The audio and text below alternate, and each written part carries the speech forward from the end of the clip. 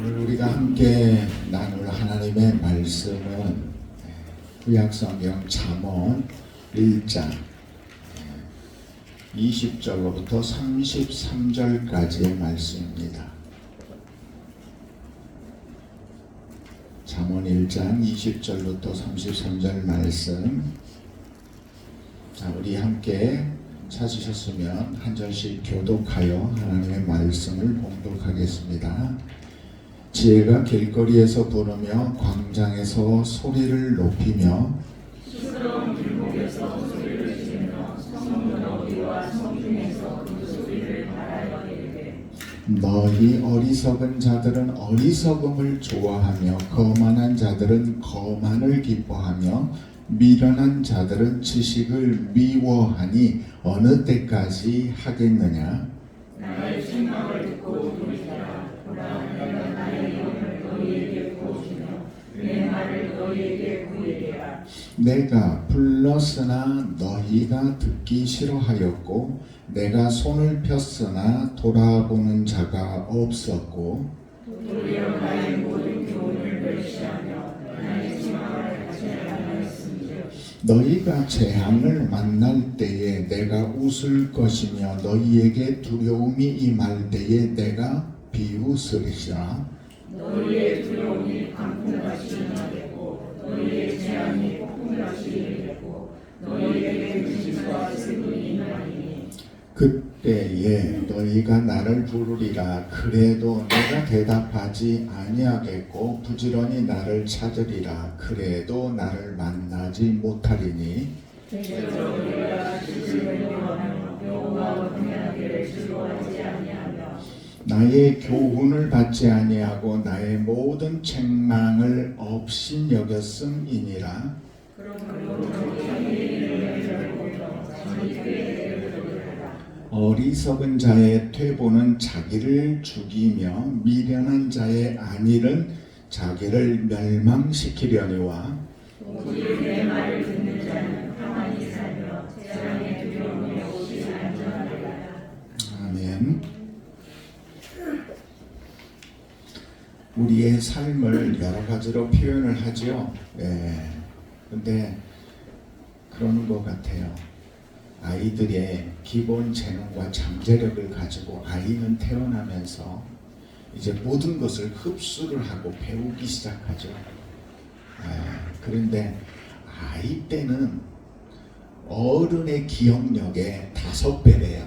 똑같이 5배인가 7배인가 된대요. 똑같은 한 번 본 것인데 어른은 한 번 보았다면 아이는 그것을 7번 본 것, 5번 본 것과 같대요. 그러니 잘 기억할 수밖에.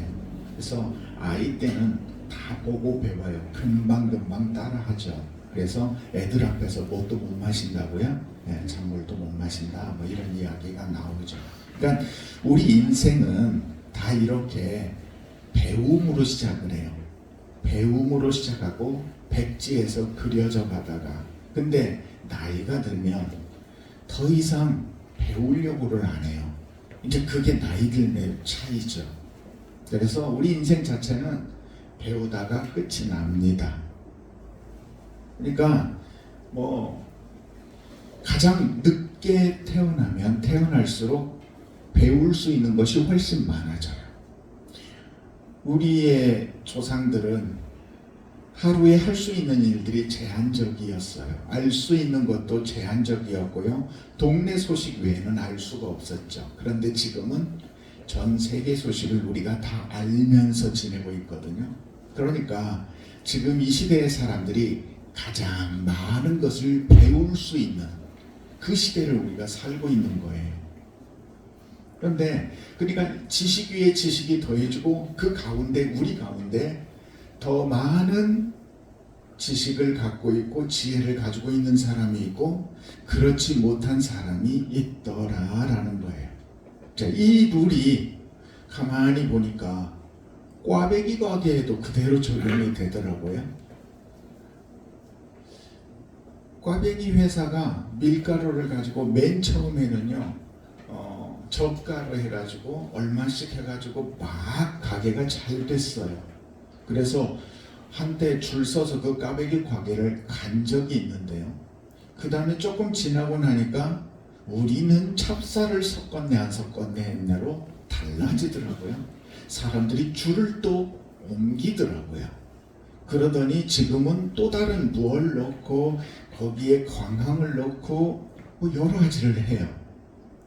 자, 새로운 체인점을 꽈배기 가게를 열려고 하는 사람은 어디를 찾아갈까요?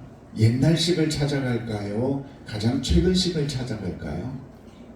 가장 최근식을 찾아가겠죠. 왜? 거기에는 새로운 기법과 사람들의 니드와 입맛에 맞는 것을 더 찾아갔기 때문에 그렇죠. 점점 시대는 자꾸 새 것에 반응하는 시대가 되었어요. 전통은 고리타분한 것이 되어버렸죠. 옛날에는 어르신들의 입에 달려 있었어요. 애야 이불 걷어라, 빨래 걷어라, 아니면요 말렸던 고추 다 드려라 하면 안 드리면 큰일 났죠. 근데 지금은 어른들을 말을 들으면 이제 못 쫓아가는 거예요. 오히려 거꾸로 아이들의 말을 들어야 하는 때가 되었죠. 시대가 그래요. 교회도 여기에 예외가 아니죠. 그래서 지금 이 변화되는 교회의 세상에 교회가 발맞춰서 시스템이나 프로그램이나 모든 것들이 바뀌어야 되는데 그렇지 않고 있는 교회들이 너무 많죠. 그래서 나중에는 이제 연세 드신 분들, 같이 과거를 살아가는 분들만 남고 그리고 미래를 향하여 가는 곳에는 교회가 더 이상 없을 수도 있을 거예요. 그런 면에서 저와 여러분은 조금 더 깨어 있어서 교회가 생명력을 어떻게 유지할 수 있는가, 그리고 이 시대에 어떤 교회가 되어야 되는가 여러분도 고민하셔야 돼요. 하나님은 아실 거예요. 그러나 하나님은 우리에게 가르쳐 주지 않아요. 너희가 고민하고 깨달아서 찾아가라라고 말씀하죠. 전심으로 나를 찾는 자가 나를 만난다고 했지 아무것도 안 하는데 만나주겠다고 하지는 않으셨거든요. 그런데 우리가 배우는데요, 우리가 배우는 분량이 있죠. 컴퓨터도 용량이 지나쳐 버리면 더 이상 저장이 안 되는 것처럼 우리가 지혜와 지식을 담아낼 수 있는 능력에 제한되어 있습니다. 근데 하나님은 못 담는 것을 왜 못 담았냐고 뭐라고 하지 않으세요. 담을 수 있는데 안 담은 게으름은 뭐라고 하십니다. 그래서 우리가 하나님의 말씀 여러분들이 삶 속에서 더 사모했으면 좋겠고요. 저도 더욱더 지금은 말씀을 바라보는 시각이 더 달라졌어요. 그리고 또 다른 시각으로 보이는 말씀들이 새롭게 느껴지고요.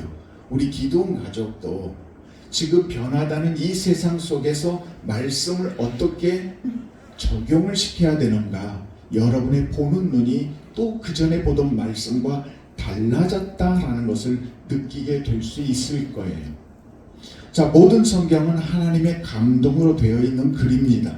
따라서 이 말씀 속에 진리가 있고 우리에게 매우 삶에 소중한 보화 맞습니다. 그런데 이 보화를 어떻게 사용하느냐는 각자의 능력에 달려 있습니다. 성경책 두툼하죠. 예. 배고자도 딱 좋아요. 그러나 그 용도로 이것을 사용하면 안 되죠. 그러나 아무튼 그렇게 사용하든 다른 용도로 사용하든 생명의 말씀으로 이걸 나침반처럼 인생의 나침반으로 여기며 살아가든 그것은 각자가 선택할 수 있는 거예요. 아무튼 우리에게 진주 같은 이 귀한 말씀, 돼지에게는 아무 의미가 없는 거죠. 그러니까 누군가에게 의미가 있는 말씀, 누군가에게 의미가 없을 수도 있는 거죠. 자, 오늘은 잠언의 대표적인 말씀이 잠언 1장 1절부터 나오는데 그 부분을 뒤로 하고 20절부터 33절까지의 말씀을 전했어요. 잠언은 이러이러하다라고 표현을 했지만 그 뒤에 지혜가 왜 그렇게 나를 찾지 않느냐라고 말하는 부분을 본문으로 삼았죠. 자, 잠언을 여러분이 여러 번 읽어보셨을 거예요. 잠언의 내용을 읽어보면 어때요? 한 절이 따로 놀죠. 예, 한 절, 두 절이 따로 놀 때가 많아요. 각각 낱개의 작은 반짝이는 진리들이 여기저기 담겨 있어요. 그래서 우리는 이 잠언의 말씀들을 흩어져 있는 진주라고 보면 이걸 서로 꿰야 되는 거예요. 서로 어떤 연관이 있는가 생각을 해야 돼요. 잠언을 보면 우리가 착각하는 게 다른 좋은 말들, 명언록과 같은 느낌을 받을 수가 있거든요. 근데 그것과는 달라요. 잠언 전체를 요약하면 1장 서두에 나오는 것처럼 참된 지식은 여호와를 경외하는 것이다. 그리고 여호와의 말씀을 멀리하는 것이 가장 미련한 것이다 라고 가르쳐주고 있죠. 그리고 그 안에 쭉 내용들을 보면 육체적인 정욕을 이겨내야 된다. 그리고 악한 동물을 멀리해야 된다. 우리는 사람들과의 관계 속에서 영향을 받거든요.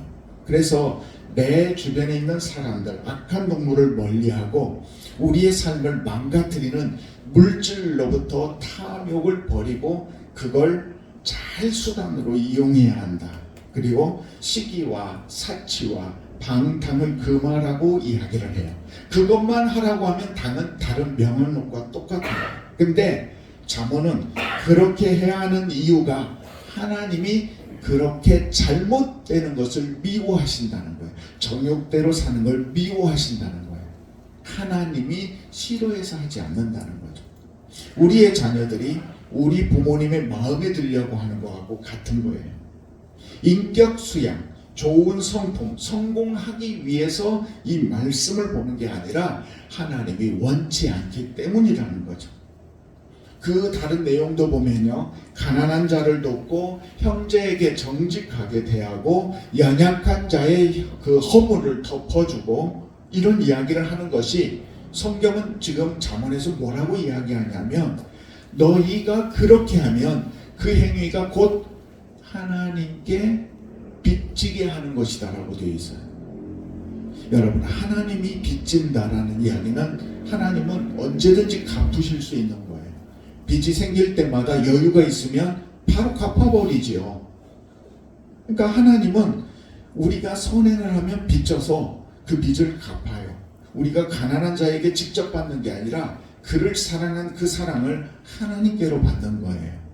이게 우리 그리스도인들이 가지고 있는 가치관이에요. 저 사람에게 내가 뭘 받는 게 아니라 내가 하는 그 선행을 하늘나라에서 바꾸는 거고 상급으로 바꾸는 거고 그리고 영생과 구원으로 바꾸는 거고 하나님이 이 땅에서 우리에게 갚아주시더라라는 거예요. 부모님을 공경해야 한다. 이거 우리가 다 아는 거잖아요. 그러나 이것이 그렇게 하지 않으면 폐륜이 되기 때문이 아니라 하나님이 미워하시기 때문이다 라고 잠언은 이야기해요. 결국 이 잠언은 무슨 이야기냐면 호람대오의 신앙으로 살아가는 거예요. 이렇게 살아야 되는 이유가 하나님이 보고 계시고 하나님이 그렇게 살기를 원하시고 그런 나쁜 생각을 하지 않기를 원하시기 때문에 그래요. 그래서 이미 오래전 그때 당시에 애굽에 있던 바벨론에 있던 수많은 명언록들이 이것과 근본적인 차이가 있는 거예요. 가만히 보면요, 성품 성향들이 얼굴에 다 드러나요. 본래부터 착한 사람이 있고요, 또 가만히 보면 천성이 악한 사람도 있는 것 같아요. 그래서 사람들은 자기 기질대로 살아가요. 근데 그건 짐승에게만 허락되는 거예요. 짐승은 본능대로 사는 것이 죄가 아니에요. 그러나 사람은 본능대로 사는 것이 죄예요. 사람은 그것을 바꿀 수 있는 능력을 하나님이 주셨기 때문에 그렇습니다. 그래서 우리는 그 단계를 뛰어넘어서 영적 성숙하면서 살아야 돼요. 그게 그리스도인이거든요. 요즘 AI가 대세더라고요. 제 지인하고 이야기를 하는데 무슨 이야기를 하면 모르는 주제가 나오면 스마트폰을 딱 꺼내고 챗 GTP한테 물어보는 거예요. 그러면 기가 막힌 대답을 해줘요. 그리고 그 대답을 해준 뒤에 당신은 어떻게 생각하는데요? 라는 질문을 꼭 하더라고요. 왜 그럴까요? 챗 GTP는 사람들이 가장 보편적으로 생각하는 그 보편적인 답을 원하는 거예요. 정답인가 아닌가가 아니에요. 누가 뭐라고 하고 누가 뭐라고 하는 이야기를 다 종합해서 조합하는 능력으로 사람들은 이렇게 생각하는 것 같습니다. 당신은요? 해서 당신이 다르게 생각한다고요? 그러면 그거 포함해서 다른 사람에게는 또 이렇게 생각합니다라고 말하는데 쓰는 거예요. 그래서 이 AI는요, 쓰는 사람에 따라서 최고 고액의 비서가 될 수도 있고요, 하찮은 사람이 존재가 될 수도 있어요. 박사가 어떤 논문을 써야 되는데 그 논문에 중요한 정보를 주는데 이 챗 GTP를 사용했다면, 그래서 그 논문이 많은 사람들에게 유익이 되고 그의 명성이 올라갔다면 기가 막힌 거죠. 그렇게도 사용될 수 있지만 우리의 궁금한 작은 이야기 하나를, 그런 사실을 아는 것 정도로 끝일 수도 있는 거죠. 그러니까 우리 각자가 그걸 어떻게 사용하느냐는 내 능력에 달려 있는 거예요. 여러분의 주변의 상황들을 여러분이 어떻게 이용하고 사느냐에 따라서 여러분의 모든 것들이 많이 달라질 수 있어요. 우리에게 주어진 것, 우리는 그것을 하나님의 은총이라고 이야기하고 달란트라고 이야기를 해요. 세상에 있는 것들로 우리의 삶을 복되게 하고 이 땅에서 행복하라고 말씀하셔요. 저는 자연을 보고요, 지금 빙하가 녹아가고 있는데요, 하나님께서 물이라는 것을 높은 데서 아래로 흐르게 하는데 얼려놓았다가 조금씩 가서 흘려 계속 내보내고 또다시 계절을 만들어서 하늘 위에다 올려놓고 또 조금씩 내려놓고 하는 이런 모든 것을 보면요, 사람들이 깨닫기 전부터 모든 걸 다 예비하신 하나님의 능력이라고 봐요.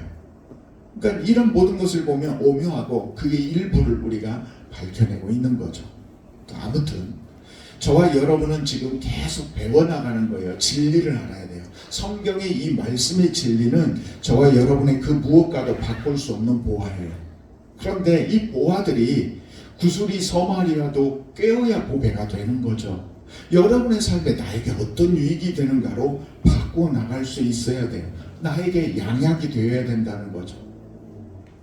제가 오늘 이 시간 여러분에게 말씀드리고 싶은 것은, 하나님은 그 시대에 그 사람에게 역사하고 계신다는 거예요. 하나님은 지금 이 땅에 21세기를 살아가고 있는, 지금 이 땅에 살고 있는 저에게 역사하시는 거예요. 오늘의 하나님을 우리가 섬겨야 된다는 거예요. 자꾸 우리가 성경을, 제가 강조를 하는데 성경을 읽다 보면요, 역사 속에 나타나는 하나님 속으로 자꾸 빨려가요. 근데 그걸 알면서 다시 그 역사 속에서 하나님이 이렇게 하셨던 모습이 내 삶 속에서는 어떻게 하실까로 바꾸어야 된다는 거죠. 계속해서 제가 웃는 말로 계속 드렸죠. 죽고 나서 주님을 만났을 때 뭐 어떻게 인사하면 안 된다고요? 말씀 많이 들었습니다라고 하면 안 된다고요. 자꾸 내 삶하고 상관이 없는 다른 사람들의 삶 속에서 이어져 오는 그분의 모습, 하나님의 모습, 예수님의 모습이 아니라 내가 경험한 내 삶 속에 그때 함께 하신 주님, 그 하나님을 고백해야 된다는 거죠. 아브라함의 하나님, 이삭의 하나님, 야곱의 하나님이 곧 지금 나의 김대현의 하나님이신 거예요. 근데 그 아브라함에게 역사하셨던 하나님이 아브라함하고 동일하게가 아니라 지금의 나의 방식에, 이 삶의 방식에 역사하신다는 거죠. 유아교육을 전공한 교수가 있다고 해요. 그러면 이 유아교육 전공한 교수는 유아를 대하는 방법이 탁월하겠죠. 그러나 또한 그걸 가르치는 학생에게도 탁월하겠죠. 그런데 아이와 학생을 똑같이 대하면 안 되는 거죠. 성경은 스펙트럼이 넓어요.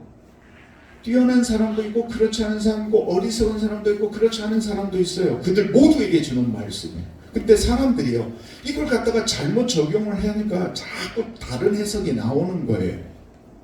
교수가 어린아이를 대할 때는 부드러운 말로, 쉬운 말로 해주죠. 그러나 가르치는 학생에게는 어떻게 가르칠 건가 더 어려운 말로 하는 거죠.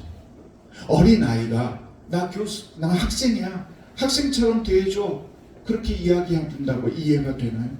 또 학생이 아유 힘들어요, 나를 어린이처럼 말해주세요, 가르쳐주세요, 말이 안 되는 거예요. 잘못 우리가 말씀을 이해해서는 안 되는 거죠. 그러니까 성경을 베드로가 그랬죠. 야, 성경을 사사로이 풀지 말라, 그러다가 망한다. 그러니까 우리가 말씀을 가까이 해야 되지만 우리가 최선을 다해서 바르게 잘 분별해야 되는 거죠. 율법을 잘못 이해해갖고 예수님한테 혼났잖아요. 너희는 사람들을 배나 지옥 자식 되게 한다고 바리새인과 서기관들이 욕먹었단 말이에요. 오늘날 지금 이 땅에 한국 교회가 그런 모습들을 너무 많이 보여서 지금 심각하죠. 과연 주님 앞에서 어떻게 될까 갔을 때 피값으로 세운 교회의 본질을 잃어가고 있는 것 같아요. 자, 전에도 말씀드렸나요? 중세 수도원을 생각해 보자고요. 중세 수도원은요, 세상의 더러움을 보고 나의 경건한 신앙을 어떻게든지 유지해 보려는 사람들이, 수도사들이 산으로 갔어요. 깊이 갔어요. 묵상하고. 그래서 다른 금욕적인 삶을 살았단 말이에요. 그런데 그런 그들이 보고 아름다워서 그들을 향하여 다른 신앙인들이 죽으면서 헌금을 계속 거기다 바쳤어요. 수도원이 갑자기 땀이 많아졌어요.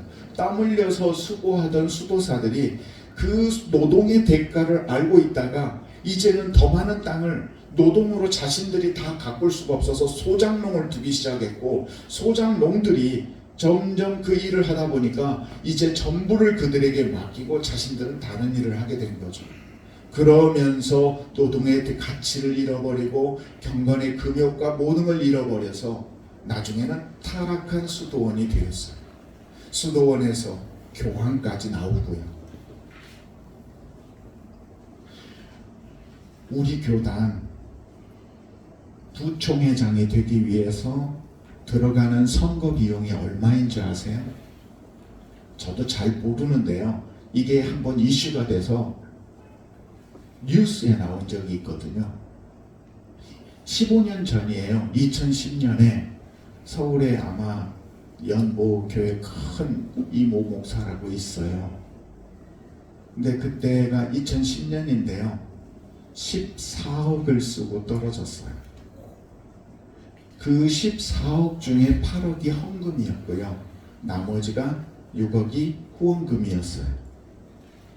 근데 이 사람이 다시 5년 뒤에 출마해가지고 당선이 돼서 부총회장이 됐어요.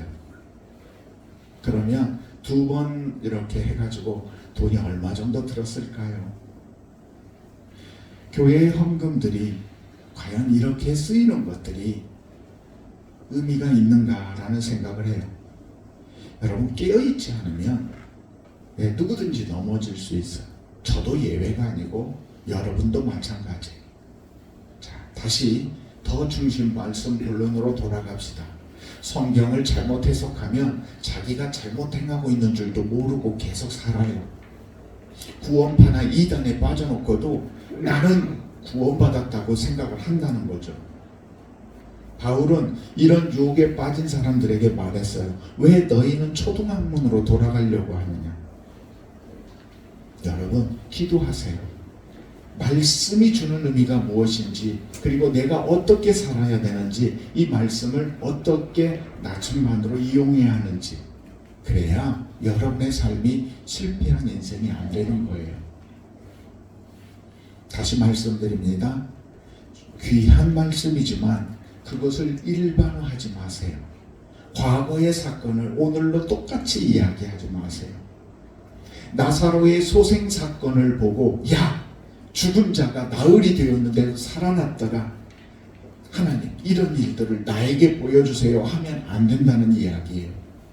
그 일은 나사로에게만 일어날 수 있는 일이었어요. 여러분, 그 사건 속에서 아시잖아요. 마리아와 마르다가 얼마나 큰 슬픔 속에 있었는가. 그래서 주님이 통곡하고 눈물을 흘리셨다고 기록하고 있어요. 그들은 그 삶의 자리에서 예수님이 계시는 상황에서 하나님의 뜻을, 죽은 자를 살리시는 부활의 능력을 가지신 예수님의 그 의미를 나타내기 위하여 쓰임받았는데, 그 쓰임받기 위하여 얼마나 큰 고통이 있었느냐는 것을 생각해야 된다는 거죠. 항상 남의 떡이 커 보여요. 좋아 보이죠. 타인의 축복을 부러워하려고 하는데 그러면 안 돼요.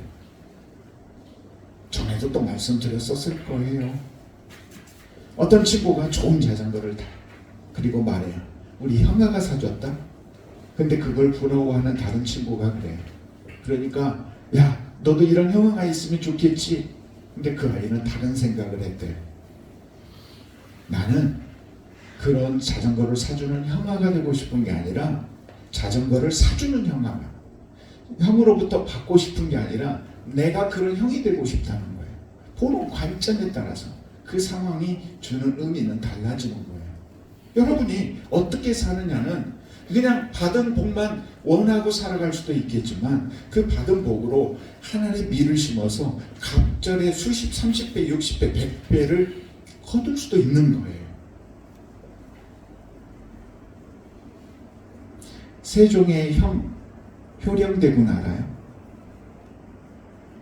태종이 양령, 효령 이렇게 세종 이렇게 있었잖아요. 충령까지 있었어요. 이 효령대군이 늘 아버지 앞에서 사람들이 이야기하면 빙긋이 웃기만 했대요. 권력의 욕심을 부리지 않았고요. 형하고 다르고요. 그리고 세종을 결국 태종이 세웠을 때에 아무런 반응도 하지 않았어요. 태종이 그 첫째 양령인가요? 양령에게는 여차하면 죄가 뭐면 죄를 죽여도 된다라고 이야기를 했어요. 근데 효령대군한테는 그러지 않았거든요. 효령대군은 모든 걸 다 양보하고 욕심을 부리지 않았어요. 그래서 이 사람이 90세까지 살았어. 만약에 이 사람이 욕심을 부렸다. 그러면 어찌 됐을까요? 네, 분명히 자기 수를 다하지도 못했을 거예요. 그리고 우리가 이렇게 세계적으로 칭찬받는 한글도 못 썼을 거예요. 사람은요, 보는 안목이 있어요. 아, 내 동생이어도 얘가 왕이 되어서 나라를 다스리는 훨씬 낫다라고 생각할 수 있는 넉넉한 마음이 이 사람에게 있었던 거예요. 그래서 이 사람은 그것을 잘 분별해서 자기의 수를 다 누렸던 거예요. 욕심이 없었다, 겸손했다 이것만 말하는 게 아니라 나름 이는 매우 지혜롭게 살았다라는 생각이 들어요.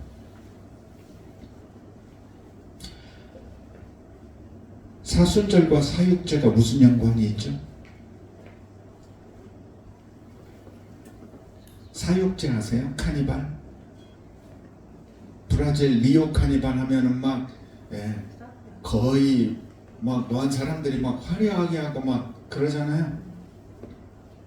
이 카니발 사육제는 언제 있는 거죠? 사순절 바로 전에 3일 내지 일주일 정도 하는 거예요. 왜 그럴까요? 사순절에 경건하기 위해서 너무 금욕하는 시간이 길어요. 주일 빼고 40일이야. 그러니까 우리 좀 놀아보고 참자. 그러면 덜 생각나지 않을까? 그래서 사육제에 고기도 먹고 조금 문제도 좋아하는 사람하고도 문제도 삼고 그러자는 거예요. 그러다 하다 보니까 이 카니발 때 나온 게 뭐예요? 가면이 나왔어요. 가면을 쓰고 자기 얼굴로는 못할 짓을 하겠다는 거예요. 사육제가 그렇게 시작이 되고, 그게 끝나고 나서 갑자기 경건 모드로 들어가서 사순절이 시작이 되는 거예요. 여러분, 그 사순절이 의미가 있을까요? 저도 다이어트를 해봤는데요. 다이어트를 하면 할수록 이 먹고 싶은 욕구가 막 수치가 올라가요. 이 살이 좀 빠지거나 당이 수치가 내려가면 갑자기 탄수화물이 땡겨요. 결국은 넘어가서 먹게 되더라고요. 이게 우리가 스스로 너 많이 참았어, 그러니까 해도 돼, 이런 자기에게 관대해지고 합리화를 해요. 결국요, 사순절도 사람이 만들었어요. 성경에 있는 상황들을 40일, 모세가 40일, 예수님이 40일, 그래서 40일 이렇게 했는데, 그 사육제도 사람이 만들었어요. 경건한 신앙을 위하여 만들기도 했고, 자신들의 나름대로의 일탈을 위해서도 만들었어요. 여러분, 외식과 경건의 이 신앙의 양면성을 우리에게 잘 보여주고 있어요. 여러분, 척하지 마시고요, 본능에 따라 살지 마시고요, 우리는 본능과 싸워서 이기는 하나님의 성품을 닮은 영적인 존재들이라는 거예요.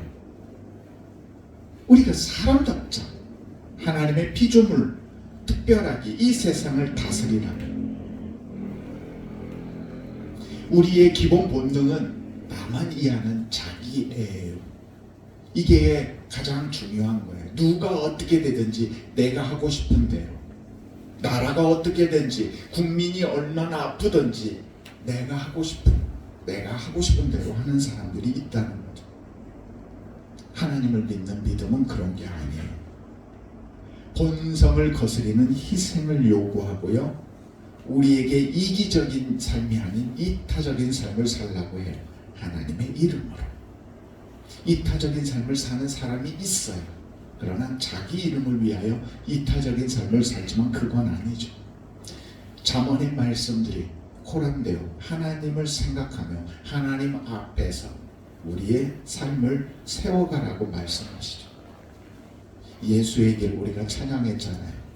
그 좁은 길 우리가 가고 있습니다.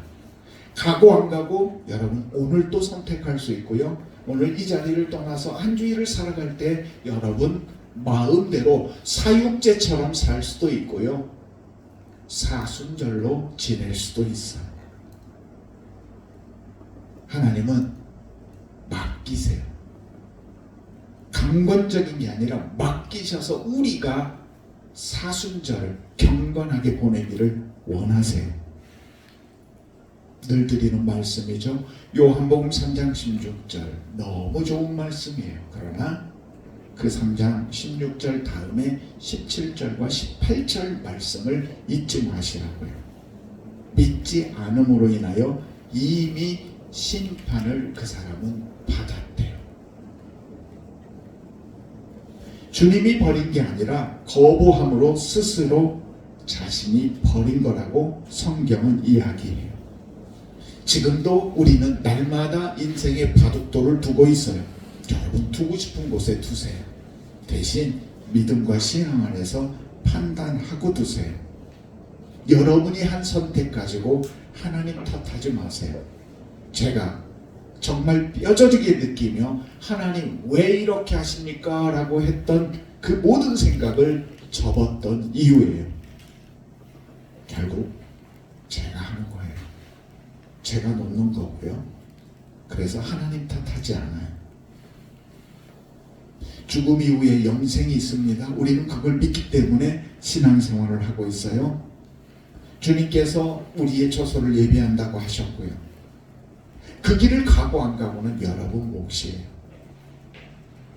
가겠다고 모인 사람들이에요. 그러니 가겠다는 사람들과 함께 여러분을 사순절의 삶으로 바꾸어 가세요. 오늘 여러분의 지금의 마음은 어디에 있습니까? 사육제입니까? 사순절입니까? 윤리적으로 도덕적으로 나를 멋있게 세워가는 게 아니라 하나님이 싫어하시기 때문에, 하나님이 좋아하시기 때문에 여러분이 더 아름다운 멋진 인격적인 삶을 살아가는 우리 기도원 가족 되시기를 예수님의 이름으로 축복합니다. 예, 삶과 떨어져 있는 신앙이 아니에요. 삶 속에서 주님 가신 그 길을, 그래서 사육제가 아니라 사순절을 살아가는 우리 기도원 가족 모두가 되시기를 예수님의 이름으로 축복합니다. 아멘. 기도드리겠습니다.